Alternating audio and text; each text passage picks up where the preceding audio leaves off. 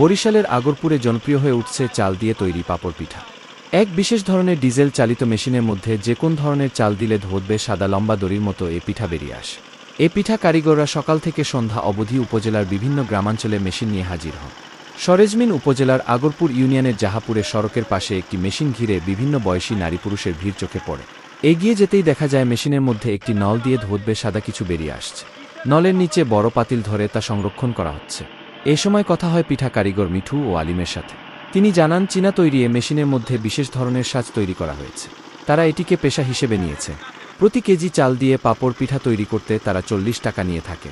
পাপড় পিঠা বানানোর আগে পরিমাণ মতো লবণ ও তেল দিয়ে চাল মেশানো হয়, এরপরে মেশিনে দেওয়া হয়। ওজনে হালকা এ পাপড় পিঠা মেশিন থেকে বের হওয়ার পর তেলে ভেজে খাওয়ার উপযোগী হয়।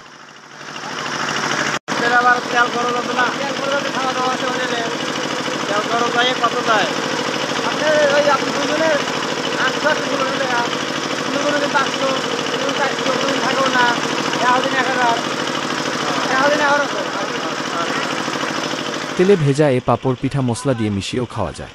পাপড় পিঠা বানাতে আসা উপস্থিত একাধিক নারী পুরুষ জানান, ভাজা পাপড় পিঠা চিনির সিরায় পানি ও চিনির মিশ্রণ ভিজিয়ে খাওয়ার মজায় আলাদা।